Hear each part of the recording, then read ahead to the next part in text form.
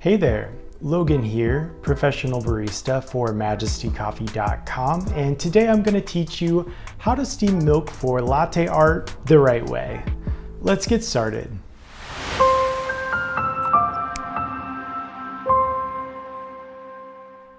So when it comes to creating good latte art and good milk texture, what we're going to be aiming for is microfoam. And what's the difference between microfoam and any other kind of foam, you may ask? The difference is going to be the amount of air you're incorporating into the milk when steaming, or your aeration process. With microfoam, you're incorporating small amounts of air at a slower pace than if you're creating, say, a dry cappuccino where you're incorporating lots of air very quickly and producing a very dry foam. Whereas microfoam is more of a wet foam and very flowy and creamy and easy to pour latte art with. Let's give you a demonstration of what creating good microfoam for latte art looks like. So in order to achieve microfoam, what we're going to do is take our steam wand, anchor the wand against the spout of our pitcher like so to give us extra support. Insert the steam wand completely under the surface of the milk before engaging our steam wand. So once you have it here, you can engage the steam wand and begin to pull down slightly so just a few of the holes of your steam tip are exposed. This is going to create a slight amount of air incorporation, or aeration as it's called. As you're doing that, you want to also angle your pitcher so you start to create a whirlpool action. This will suck the bigger bubbles into the center.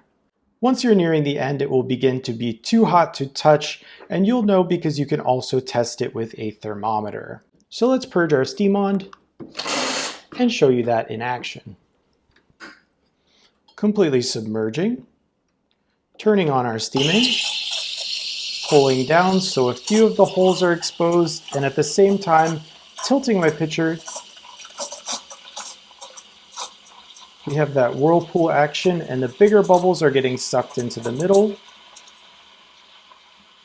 Once you have enough air incorporation, completely submerge the entire tip.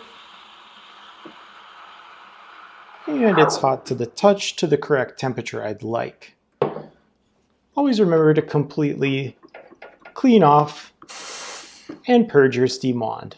At this point, if you have any larger bubbles like I do, all you have to do is tap those out and keep your milk swirling to keep it incorporated before pouring.